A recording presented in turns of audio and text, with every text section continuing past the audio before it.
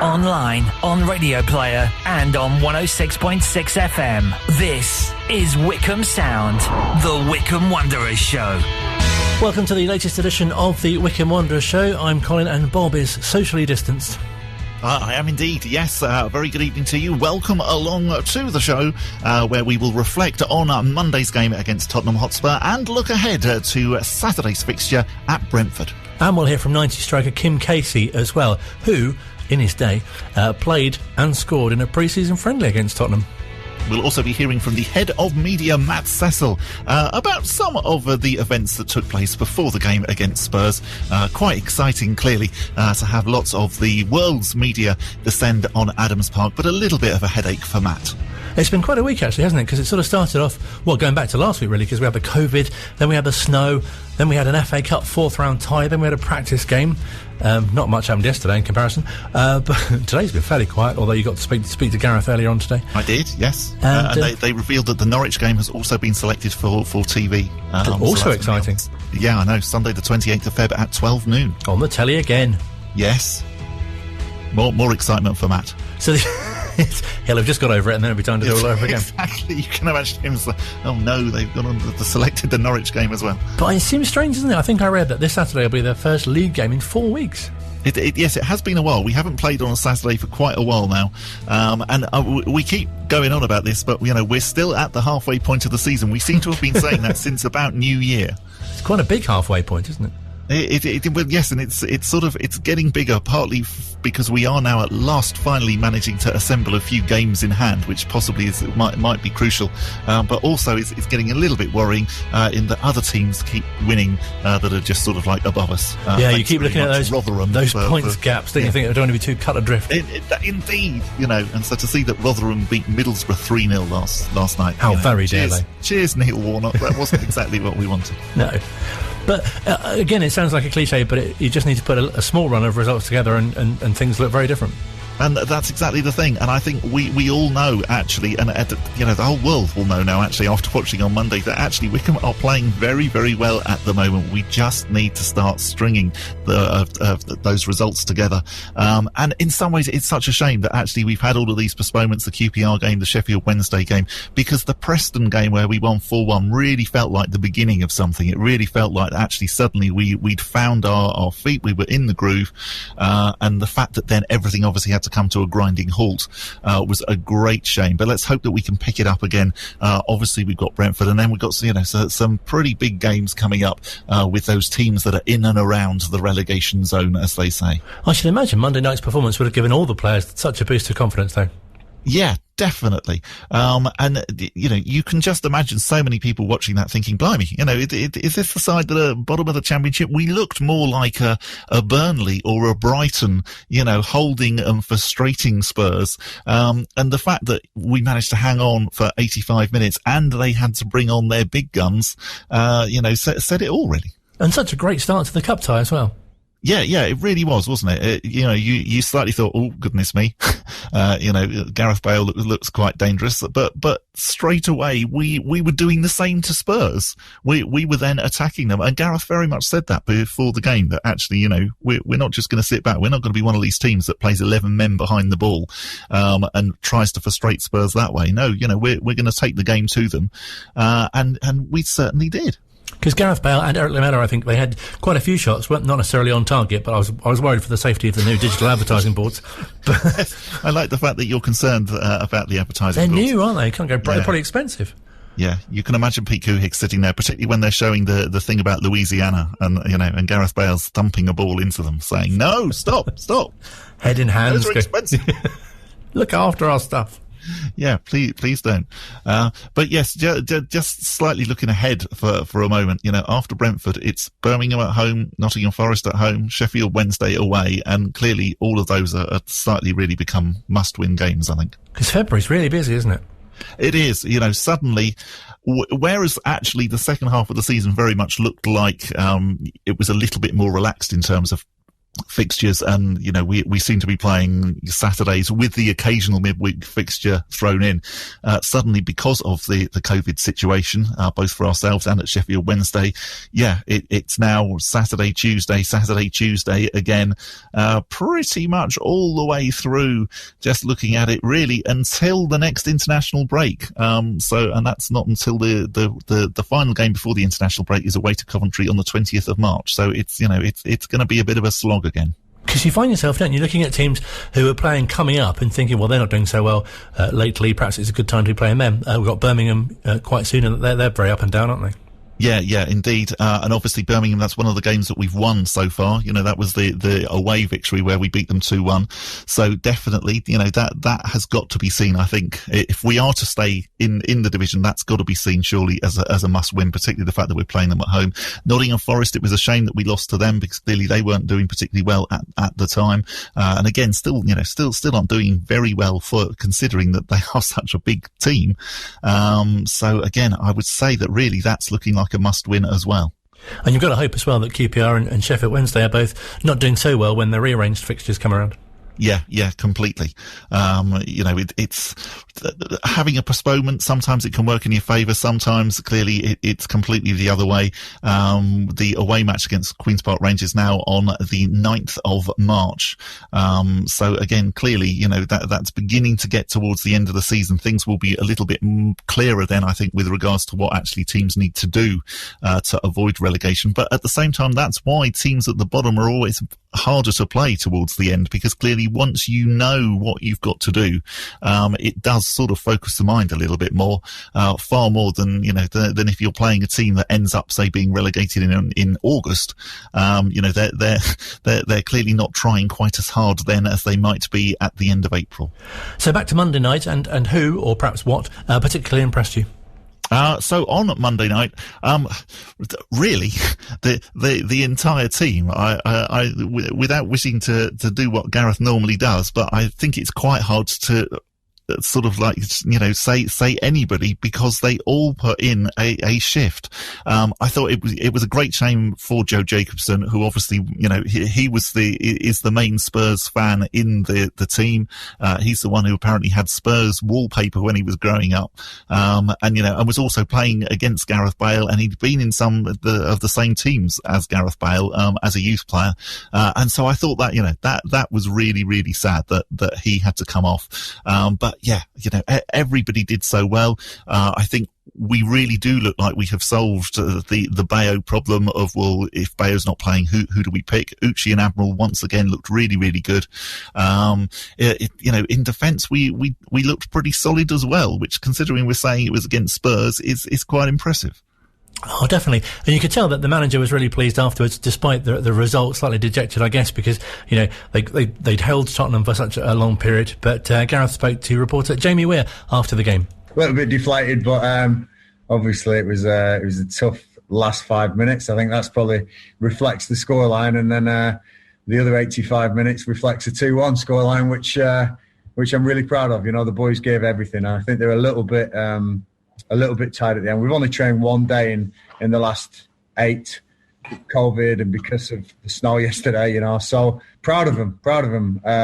Missed the fans, when that fourth goal went in, instead of thinking about why it went in, I thought, God, we missed the fans tonight. I really did, because I thought the fans would give us that energy not to let go, almost like a reserve game at the end. And obviously, in these very strange times, you probably can't have a glass of wine with Jose after the game tonight, but does he have an open invitation to any Cold-Blooded Hearts gig in the future? Absolutely. He said he might not be listening, but I bet he can play a meantime. No, he's a really, really top guy and a great manager, and he's given me a lot of respect tonight, and I'm humbled by managing along on the same pitch as Jose Mourinho. I think it's a fantastic day for me. I'm a football manager. There's so many people worse off than me, so that's a real humbling experience. And I'm hoping we also gained a few fans, because we didn't lie down. We went at Tottenham. We had a goal, just too strong at the end for us. I think that's what really stood out, wasn't it? How well the players did. I don't know about you as well, but I've got a strange mental image of Jose Mourinho in some sort of mariachi band now as well. Yeah, absolutely. And I think that clip just goes to show the joys of Zoom press conferences as well. You might imagine that actually when journalists are speaking to football managers, that they completely make sure that their mics are muted and stuff like that. I can tell you that really doesn't happen at all. But yeah, I mean, my main image actually of Jose was of him looking really fed up on the touchline in a, come on, we should be doing much better than this, and clearly looking quite concerned as well, thinking, well, obviously he wasn't going to want it to go into extra time. I don't think Gareth probably did either. But that was the bit that really stood out for me, was that, well, this is great. We've got one of the best managers in the world, and he's not sitting there smiling. He's for 85 minutes, he was looking pretty much daggers at his team. I think it was quite a compliment as well, because, he certainly felt that going into the game that it would be quite a hard contest, and Wycombe would make things difficult for them. I knew that the game was going to be difficult. We start preparing the game by showing the players what they did a few years ago at White Hart Lane, and 6 of these players plus the manager, they are still in the team. So that, I think, was a good start. And then we prepared the game knowing that could be hard, and it was. It's not easy to handle that style of play. If you don't score goals, they stay in the game. And was great for us that we scored minute 85, because that gave us the possibility of not to play the extra time, which would not be good for us, and of course not good for them too. I think the attitude of the team was very professional, and this is the kind of game that even if we lose the game because we missed chances and they score in the last minute, let's say that, I wouldn't be sad, because very professional performance. Because if you look at the game afterwards and you see the result 4-1, you think, oh yeah, Premier League side beat Championship strugglers 4-1, but that doesn't tell the story at all, does it? At all, and it was a very harsh scoreline. 2-1 would have been fair enough, but yeah, 4-1 was particularly harsh. I think that another huge compliment that Jose played was the fact that he showed his team the 4-3 game from 4 years ago. I very much like the fact that actually, both sets of teams happened to see that before the game was played. No, definitely works well as inspiration, but also information as well for an opposing team to say, this is what it'll be like. Yeah, and I assume he was probably very much saying, well, look, this was them in League Two, and just bear in mind that they're now in the Championship, so, you are going to have to up your game. This isn't going to be us facing Marine again. No, Mourinho, not Marine. No, indeed. I'm sure that joke's already been made. I was going to say, I'm sure that was in some newspaper up in Manchester somewhere. As Bob mentioned, we also caught up with Matt Cecil, who's the head of media at the club, to find out a bit more about what the experience was like for everyone connected with the team. It was a great occasion. We caveat all these with, wouldn't it have been far more wonderful for the fans to be there? And of course, that's the one regret we have about this whole season, is that those that are able to enjoy it in person are very few and far between. But I think as soon as the draw was made, it kind of lit a fire in all of us, that kind of FA Cup romantic spark that just says, we know the league is important, and we know that the Championship and survival in the Championship is key for the club to really kind of build on the foundations that it's laid over the past few years. But this was a nice distraction, if you like, from that kind of ongoing battle.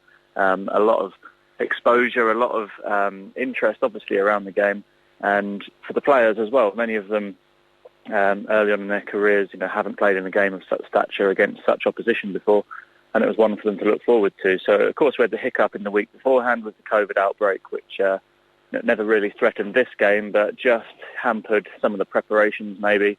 And I guess in hindsight, when you look back, the team tailed off, obviously, in the last few minutes when Spurs came on strong, and perhaps some of those preparations being hampered could have had an impact. But overall, I think we will look back at the day that Tottenham Hotspur came to Adams Park with Jose Mourinho in charge, and really had to bring on the big guns to break us down and to get the victory. So a proud night for everyone concerned. A lot of hard work that went into it on and off the pitch, and now we just sort of put that behind us and look forward to the second half of the Championship season.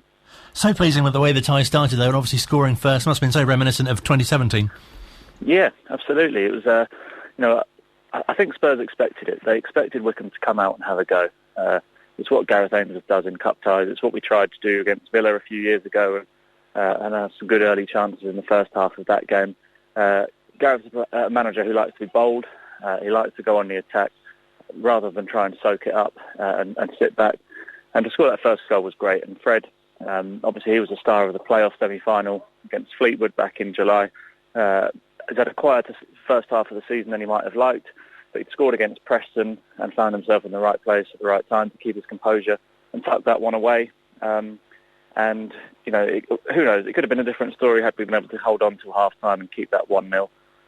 But Spurs came on strong, a good ball into the box for the equaliser, and in the second half, Spurs obviously came on stronger and got the win in the end. But it was an amazing feeling around the place. Again, it was a muted celebration from those that were there. But the boys on the pitch certainly enjoyed it. I think the TV picture showed Gareth keeping a calm exterior, but I'm sure inside his heart was going a little bit, and a dream of another cup upset. But a great moment, great for Fred. And Wycombe Wanderers held the lead again against Tottenham Hotspur, but the Spurs came roaring back. It just seemed to be such a great advert for both the team, the club, and also the town as well.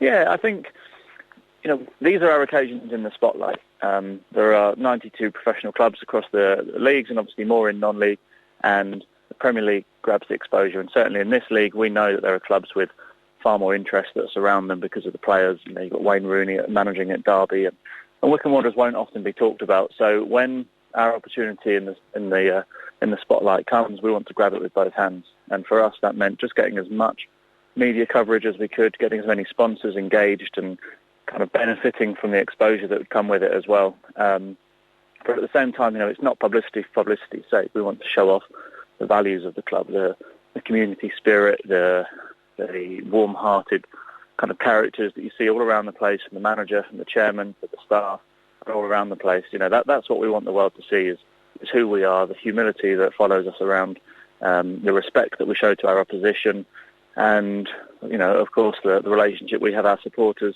even though they're not in the ground. So all of those things kind of culminated over the past couple of weeks. We've received a lot of compliments from Tottenham as a club and from their supporters, from the media and the visitors that were there on the day. And I think generally, it's another opportunity where Wycombe Wanderers had their 15 minutes of fame, and the football world that were watching have said, you know what, we quite like Wycombe. They seem a decent club. So, let's hope it's not long until the next opportunity comes around for us to do that again. It's fascinating in a way, isn't it? Because obviously locally, we support the club and watch the team, week in, week out. But you hear about sort of the national press, or sort of, is this like suddenly discovered there's this manager who's a rock singer, and there's got this hugely strong player in Bayo, and you've got someone who scores from corners in JJ, and it's like, yes, we know all this, but it's fantastic. Yeah. They're all just kind of learning about it. Yeah, it does make me chuckle. The phone rings a lot more before these kind of occasions, and naturally the media want to speak to the manager because they know he wears a leather jacket and has long hair and drives a Mustang. And you do get quite a bit of repetition with that when you're a Wycombe fan, because you read and hear about it quite a lot, but for them, I suppose, it's something different. Akinfenwa is the number one target on their hit list of interviews. And do you know what? To a lot of them I say, look, he's unavailable. Who else would you like to speak to? And some of them struggle to name another Wycombe player.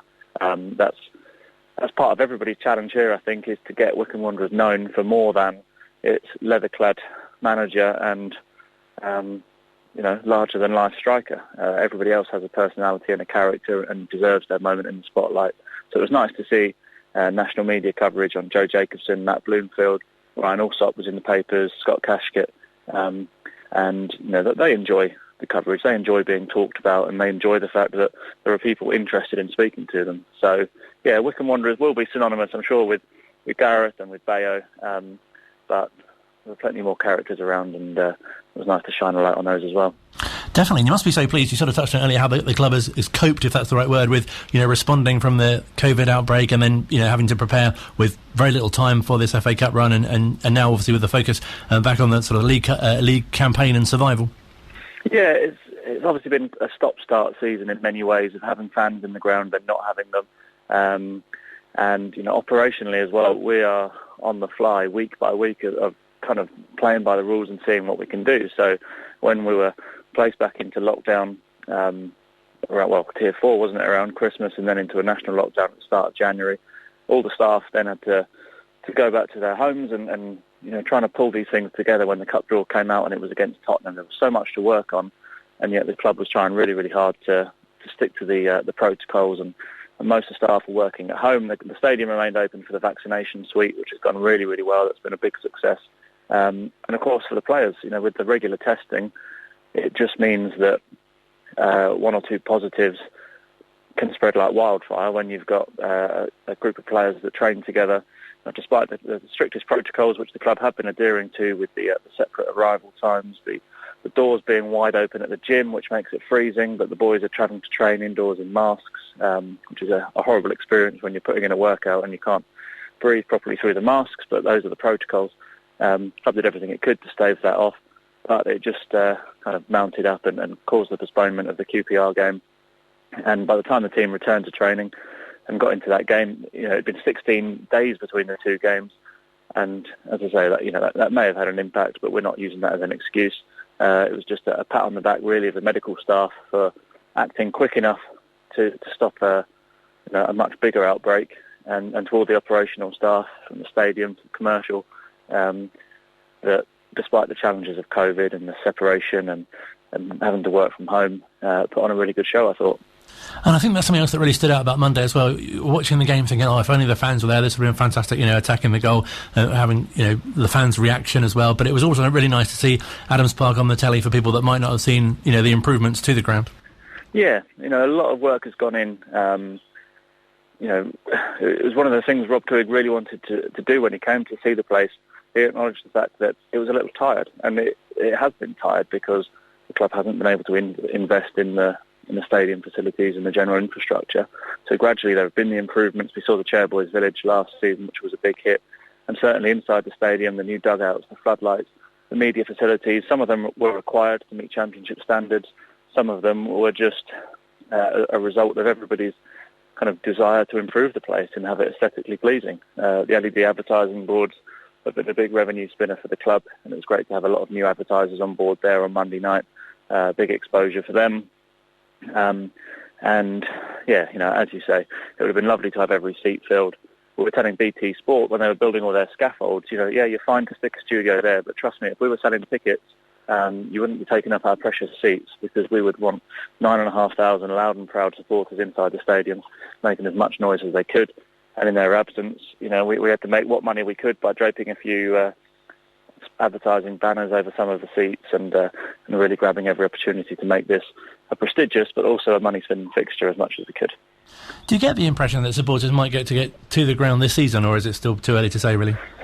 There's no indication of anything, is there, really, post-lockdown at the moment? I think the Prime Minister was talking about this potential 6-week lockdown up until half-term in February. On a sporting level, it seems to have gone all quiet. We had fans in against Stoke, we had more fans in against Coventry. And I remember we were looking to go to Bristol City, weren't we, on Boxing Day, and they were preparing for fans, and just before Christmas that all got put on hold. So there's no suggestion of it at the moment, and I guess it's depending on the success of the vaccination programme across the country. We really hope so, but more than anything, Gareth's desire and the team's desire is that we have another shot at the Championship next season, where hopefully the fans get a full year of it and being able to enjoy it. But no, for now, the club is just so grateful of the patience, the understanding of the supporters, many of whom coughed up money at the start of the season for season tickets, probably in the expectation they might miss a few games, but certainly not 21 or 22 of them, which is looking like it might be the case. So it's been a real shame this season that the fans haven't been able to be part of it, and that's why everybody here is desperate to make sure that this season isn't our only one in the Championship, because we worked so hard to get here, and we want that collective effort to be rewarded with year 2, year 3, year 4 in the Championship, and year 5 in the Premier League. Why not? A boy can dream. So let's see how we go. But hopefully, there's a rapid programme on the vaccination sort of network across the country, and if we can get fans back in the ground, we will be ready as soon as the Prime Minister gives the go-ahead. We'll be ready straight away to welcome them back. That's fantastic. We'll leave it there. Thank you so much for your time. No worries at all. Thanks, Colin. Take care. That was something that really stood out on Monday as well. I kept thinking, and I'm sure you did as well, if only there were supporters here to have seen this and not only to sort of witness the occasion, but as Gareth mentioned, just to really sort of spur the team on towards the end. I mean, BT Sport kept having this footage from a drone. I don't know whether it was live or whether they'd taken it before the game, but you did just think, I mean, the ground still looked stunning, all lit up, but the fact that it was empty and you couldn't help think, oh wow, that would look so amazing with all the fans there, because you definitely, that's a game that we would have sold out all 10,000 tickets. Adams Park hasn't been at capacity for many games in its entire history. That would have been one of those. And it would have been such a fantastic atmosphere, the fact that it was being played at night as well. And I think Gareth probably is right that actually it would have affected the scoreline as well, actually, if fans had been there. I think another point with regards to what Matt was saying and just about the 16-day gap and the fact that really they only managed to train once is it was an incredible result considering all of those things. Had you said before the game, they've only trained once, they've had 16 days off, you probably would have thought, oh goodness me, Spurs are going to score 6 or 7 here. It ended up being 4-1, but it wasn't a 4-1 game, it was a 2-1 game, and didn't we do fantastically well considering all of the disruption that the team had in the preparation? Oh, definitely. I think any time to score first against Tottenham and to hold them for that amount of time in the game level is a fantastic achievement. Still to come on the next part of the Wycombe Wanderers show, we'll hear from 90s striker Kim Casey. Love music, love talk, love Wycombe Sound. Coming up in a few moments' time, we'll hear from Kim Casey, 90s striker. I just want to say a big hello, though, to Pete Killig, who tweeted this week, I think it was yesterday, in fact, that he had Wycombe Sound on in the car. We must work on the big hello a bit better. And he had Staying Alive on, and he tweeted that when Wycombe Sound played the right song at just the right time, and he was sort of touring the car park with Adams Park with Staying Alive on. It was very good. And we all know what's going on in the car park at the minute to hopefully ensure that everyone stays alive. Absolutely, yeah. I think that was the sort of point. But it was fantastic to be reminded and get to see, that. Yes. No, we appreciated that, Pete. Thank you very much.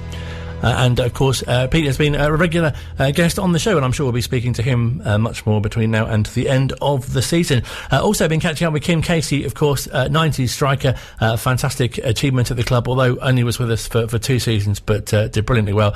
Played, of course, in some very memorable games, and he's been speaking to us about how he came to be a Wanderer. It is, in essence, a club that I'd always admired from afar.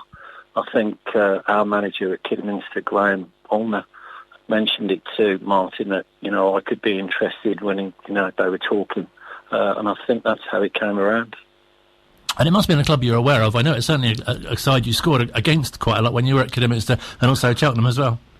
Yeah, it was. And, don't get me wrong, as an opposition player, you see the style of the football that teams play, and you see the fan base that clubs have. And I always liked Lakes Park. For whatever reason, it just had a good omen for me.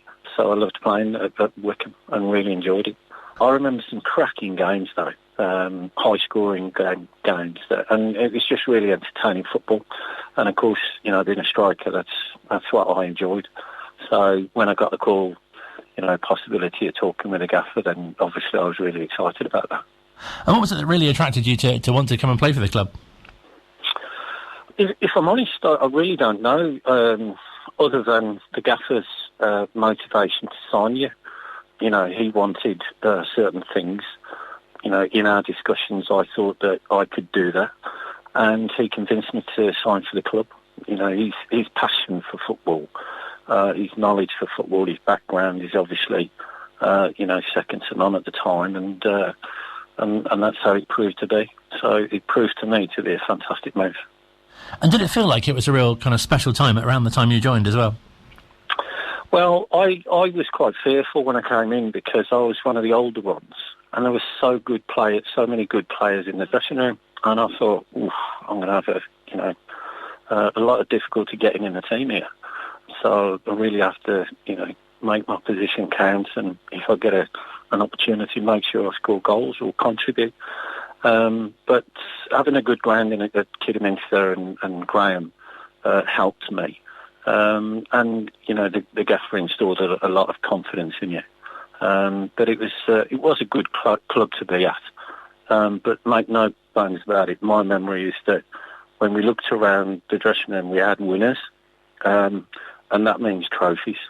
Unfortunately, at the end of my second year, we won the double. So that was, not long in fruition. But something that I'm passionate about is winning trophies. And when the gaffer spoke, I knew that all the players were on the same wavelength as him, and I just had to buy into that too. I remember around the time you were at the club, it was the sort of time that I was watching quite regularly with friends from school and college around that sort of time, and that really was a great group of players that you had at that time. It was. So, I've been reflecting since you called, and without doubt, I've been really, really lucky in my career to play for some pretty good teams, but I must admit, man for man, the strength of the whole squad and the leadership, for my mind, was without doubt the best team that I played for. Even though it was a short time. I loved my other clubs, and the length of time I was at Kidderminster obviously got a very strong affinity there. But when you actually achieve things and you do it in a relatively short period of time, because we actually did the same at Leamington, and we won a treble within a period of 12 months. And we've got a young side there, and we actually still keep in contact now. So a bit like the Wycombe Wanderers, ex-players association. It's fantastic when you build relationships like that. You actually put gongs or put trophies on the table, which means, you were successful, or everyone was successful, including the fan base. So it's a special time. Because I guess you probably don't realise it at the time, and as you say, it's only since reflecting, but what it means to supporters who come and watch you kind of each week, and as you say, the year you did the double, and to get such success at that level. Yeah, I was really appreciative of all the support that I had personally. 5,000 fans every week at home, it's just incredible. The noise and the spirit was fantastic. It spurred the team on. But I'll give you one brief example of, I was injured for quite a while with a dislocated shoulder. I did it in the West Brom game at home in the FA Cup, and I was out for a little while. And a woman just, all I was doing was standing, watching the game, because obviously I was injured. And a woman came up to me and just gave me a photograph. And it was a photograph that she took a couple of weeks before, had it printed, and it was quite emotional. Oh, it was my son. It's one of the best pictures I ever had. So all the crowd in the background, I didn't even know her from Adam. She just come up, gave me the photograph. It's brilliant. It's just such a family club. Wow, that's really special. And are there any other sort of games and matches and particular occasions that especially stand out during your time? I can't actually say specific games. Obviously, extremely disappointed with the West Brom game that I couldn't get involved after that. And really right at the end, because of the injury, the gaffer had to choose a strong side in the final against Runcorn, which I didn't start. So those are my disappointments. But I think every single game that I played for Wycombe I loved, because we had an attacking style, we had a winning style. And your contribution was valued by the gaffer, and it was valued by your mates. And when we used to look around at the dressing room, you just knew that there's no way we're going to lose this game. The only thing we're going to do is absolute minimum is draw. But otherwise, let's get on and win things, which we did. Does it feel like a long time ago? Because obviously it will be 30 years this year that you signed. Yes, it is a very long time. You think of the players in there and what they've achieved, like Steve Guppy, for example, what he went on to achieve. But David Carroll, Chris, Scotty up top, the midfielders, Tom Owen, Stapleton, Rhino. It's just a fantastic side, really. Jason Cousins right back, Heidi in goal, it was unbelievable for me. One of the best goalkeepers I've played with, if not the, just purely on presence. But some passionate people about winning, that's something that I've been lucky enough to buy into in a number of clubs that I've played for. But certainly the fan base was brilliant as well. The away support was tremendous. So, even though it's 2 years, some things it feels like yesterday. And it must feel like during that period as well, it was such those names that you mentioned, it was such a core of that team, it didn't really change that much. No, that's right. It's one of our strengths, actually, that everybody trained hard. I mean, don't get me wrong, I was probably one of the worst trainers. Right at the pre-season was not my thing. I mean, I've been one of the older players, but I was fine over a short distance, but certainly not the long distance. And, at Kidderminster, sometimes we went up hills and went round lakes. And I said to the gaffer once, the manager there, I said, has our pitch changed? If we got a lake in the middle of our pitch, or, what's going on? Why do we need to do all this running? It's absolutely pointless. But the gaffer, Aunt Martinoni, basically gave me extra time to do the runs. So he realised that it wasn't my strength. But then when I was in a group with Chris, he'd be kicking my backside to make sure that I was in the time so that we didn't have to do another run. So it's simple memories like that just last with you forever. It's really nice, isn't it? You have those, as you say, kind of stories that are only kind of special to you and that particular group. Yeah. Yeah, I mean, we still meet up occasionally. We've got the, your typical WhatsApp group, and some of the comments on there, the banter is just fantastic. I mean, Scotty and Heidi stick out for me as well as the skip. But, the self-confidence of Scotty as a player was absolutely incredible. I don't think, if you cut him in half, he's just like self-belief, and it rubs off on all the other players. And the banter with Heidi and the guys and Chris is just tremendous. I came down for a game of golf last year in the golf tournament for the ex-players, and just played with Rhino and Chris, and it just flew by. It's absolutely hilarious. It's one of the funniest games of golf I've ever had. It's just great. And as you say, it's so nice that you have that sort of bond with the Ex-Players Association. You can all come together and share different stories from different generations as well. Yeah, there's lots of decades. I think it's one of the strongest in the UK. From what it was 180 at the dinner last year, I think. So it's fabulous. All the work that the guys put in, who organised that, it's just Hutch and all the guys are just fantastic. Really proud, and lost a really good friend with John Reardon this year. What a guy he was. Made me feel the most welcome I've ever felt at any club.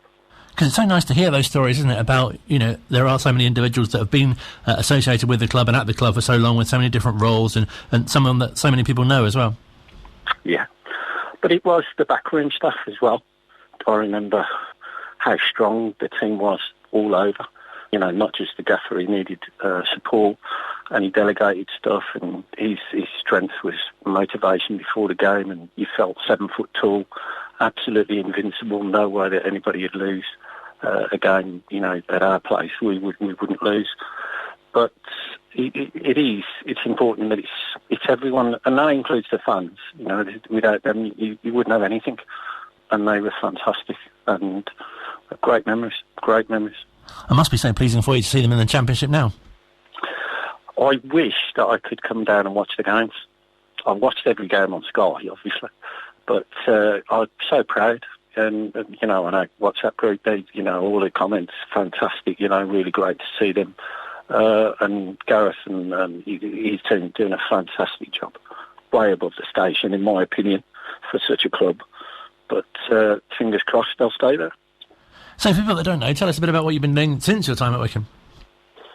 From a coach's point of view, I've just been coaching locally, won trophies with Moore Green, with Redditch, with Solihull United. But from a business role, I'm like 60 in March. Seems to have gone quick. So essentially, I've not the full-time job on the head, which was an insurance guy for many, many years. And I'm now working part-time for a firm called Digital Innovators, who are like, what I'm teaching is, if you're a student between 16 and 24 and you want to get into employment, you go to college, you get, you study for your qualifications, which are all technical. But then you've got your soft skills, you've got your communication, building confidence, problem solving, leadership, teamwork, all those, that's what we do online. So as we speak today, I'm teaching online, but not full time, it's just half a week.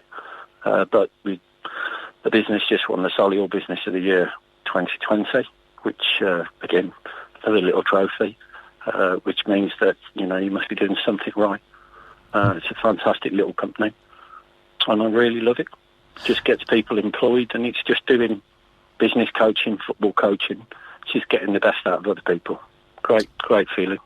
No, it sounds really rewarding, and I guess, as you say, since we spoke, you must be so nice to be able to reflect on what you achieved in your time as a player and your time at Wycombe for those couple of years as well. Yeah, they had a special time. I spent 9 years at Kidderminster, very special time. Equally special at Wycombe, even though it was 2 years. Fantastic groups of players.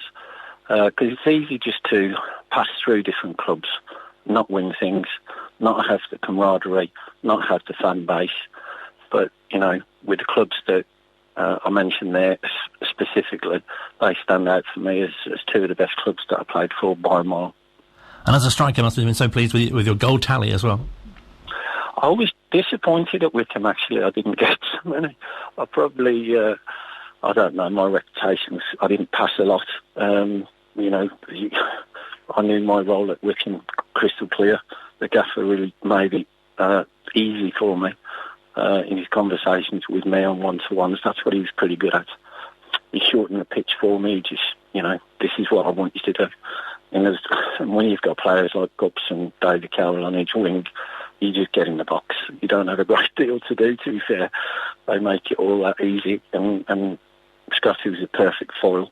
He's very lost in the air, won most things. And he went one post, I went the other. And with them two on each wing, it was a pretty easy job for me. But so I was disappointed that I didn't get double what I did at Wycombe. But I was proud over the career because I was very lucky. Oh, it's been fantastic to reminisce with you. Thank you so much for your time. No problem. Really, really enjoyed it. Great memories. Thank you. Fantastic to hear from Kim Casey. Colin, I would imagine probably brought back some memories for you.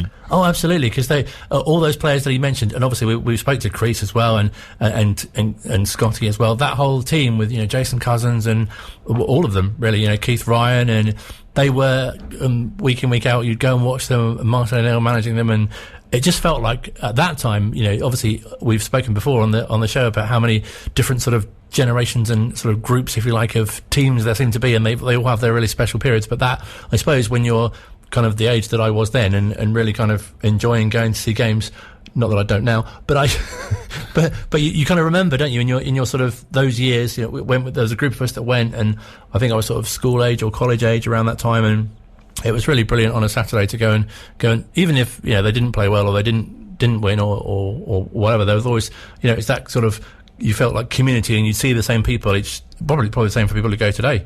Well, not today, obviously, but for their vaccination. But it's you again. But no, it was a fantastic sort of period, and obviously going to Wembley as well, as Kim said, against Runcorn, and it was a fantastic time.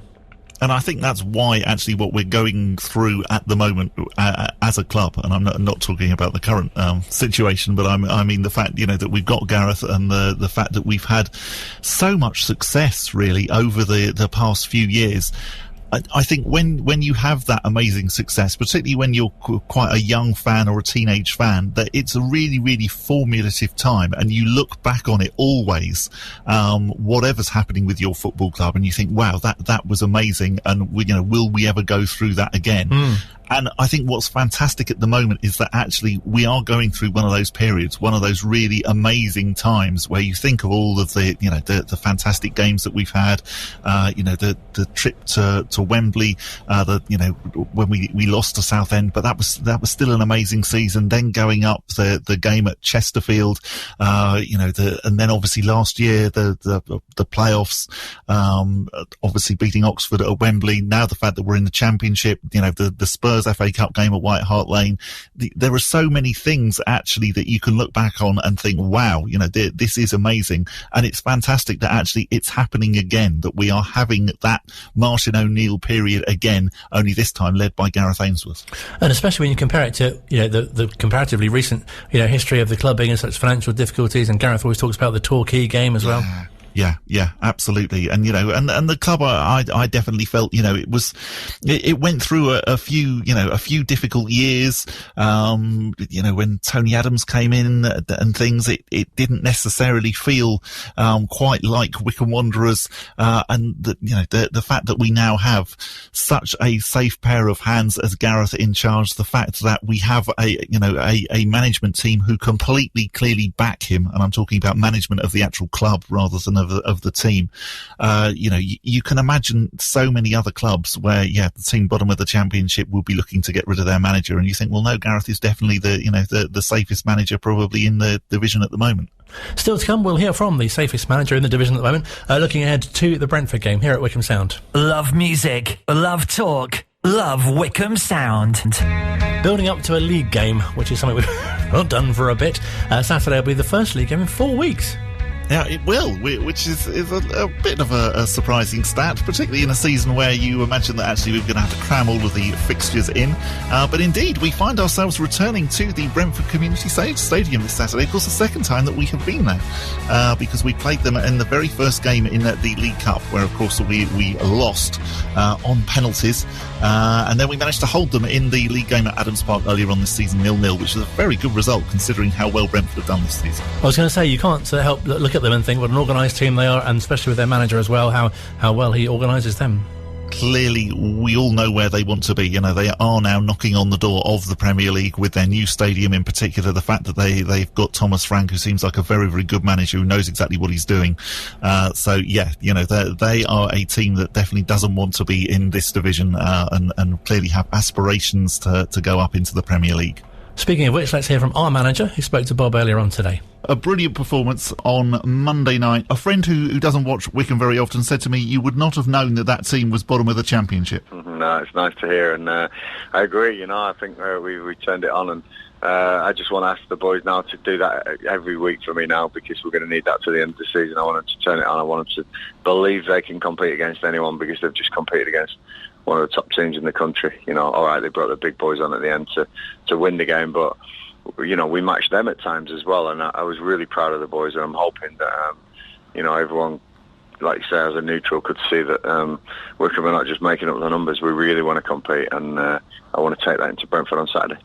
I think that we probably all have this stereotyped image after a game that possibly you get together, you managers, and have a glass of wine. Probably that doesn't happen anyway, particularly not now because of COVID. But did Jose have a chat to you after the match? Yeah, we always do in normal times, and that still happens, so that's great. But unfortunately, I didn't get to sit down with him. We just had a few words exchanged. He told me he knew we would be tough, which is a great compliment. He said I knew I would have to do what I did, and it was great. It was really nice for somebody of that stature, and somebody who I've got the utmost respect for, to know what we're trying to do here. And I thought that he managed his game really well. But I also think that at times he probably did think. They were in for a right game, and that's all I want when people come to Wycombe. As long as they get a game, it's tough. It is very tough in the Championship, and we are that team that everyone looked at and went, "What the heck are they doing in the Championship?" And people are probably looking at us now, going, "No, that's Wycombe gone." I think that if they underestimate us, I think they've got a rude awakening coming, and that's what I'm hoping in the next 9 games. We've got some real tough ones coming up, but we've got some teams around us as well, and if we can take what we did on Monday into these games, I think we'll do well. And Brentford, a side that we've obviously already played twice this season, and particularly in that second game at Adams Park, we held them and we played really well. Yeah, I'm really proud of the way the boys have played in every game, never mind just the Brentford game, even the Blackburn game, we learn our lesson, but I'm always proud. They always give me everything, and if I get it wrong, then I get it wrong, and they're gutted after the games. But when they do get it right on the pitch, they deserve all the glory.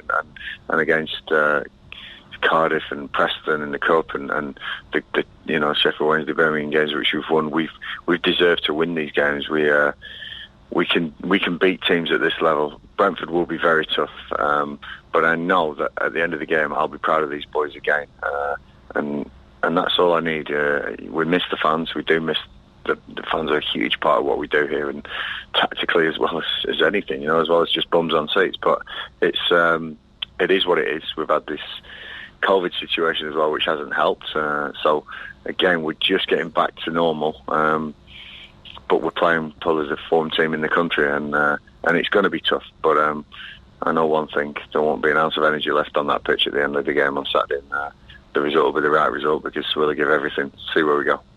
How's Joe Jacobson doing? Obviously, he came off in the first half during the game against Spurs. Yeah, we're still in the assessment stage of Joe. So he's really hoping to play. He's hoping to be involved. Whether the medical team can get him round, I don't know. So he's got a groin issue, and hopefully we can get him back round in time. If not, we're looking in the transfer market with 4 days to go. I've got replacements in the team, although not a natural left foot, like we have in the past. So again, we're going to have to be creative. But no, Joe's obviously had a great season, and he's one of the most feared set piece takers in the league. And we've got to make sure that we when he does come back, he doesn't break down again, and that's big for us because he's our only natural left back. Although Jason McCarthy went out there and did really well against Gareth Bale of all people, so it was it was a blow to lose him, but he'll be back pretty soon. I'm sure he's in contention for this weekend. If not, it'll be very soon after that.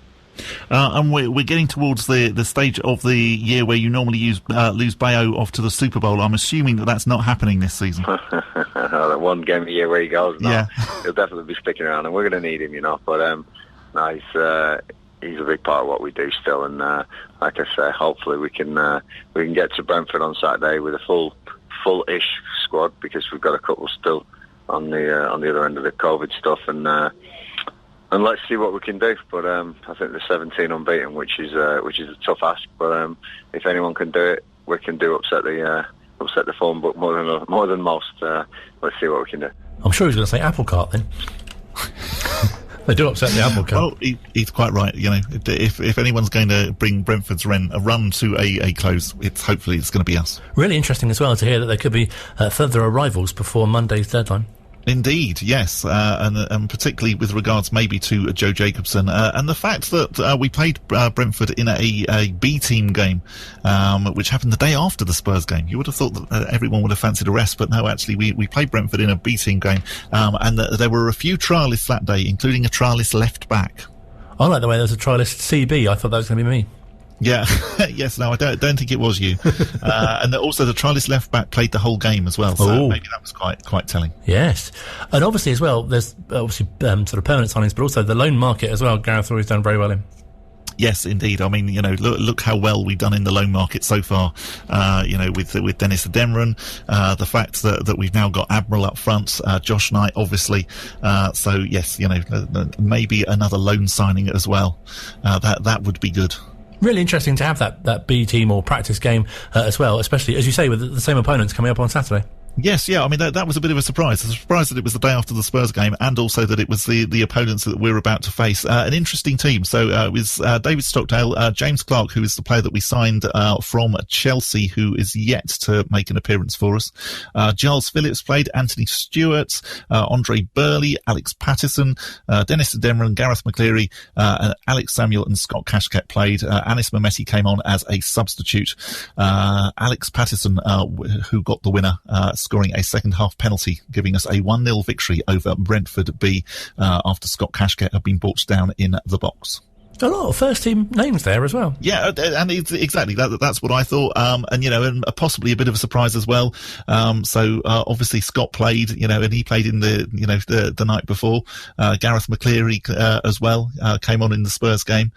So very much, possibly just trying to get the team back to being used to playing, because obviously, it's been longer now than the 16 days, hasn't it, since the Preston North End game. It'll be really interesting to see whether Monday night's game combined with that has really built a bit of confidence or perhaps will enable them to have a bit of momentum going into this game. Really, really hope so. As I said earlier on, I think it was a great shame that actually we didn't then play a league game after that Preston North End performance, because that was so impressive. But I hope that the team can hang on to the fact that actually the performance on Monday night was equally as impressive, and just forget about the scoreline, because the scoreline was very harsh. And remember that actually we managed to hold Tottenham Hotspur for 85 minutes, and just ignore the fact that actually in the last 8 minutes they managed to score 3 times. And as we touched on earlier in the show, February could be such a key time in terms of the fixtures and hopefully the results. Definitely, yeah. I mean, you get the fact that if we're still struggling by the end of February, then things are looking pretty grim. But actually, if we have a decent February, then actually, we could be really looking forward to the spring, and actually staying in the Championship next season. Lots of positivity, lots to look forward to. Do join us next week on the Wycombe Wanderers show here on Wycombe Sound.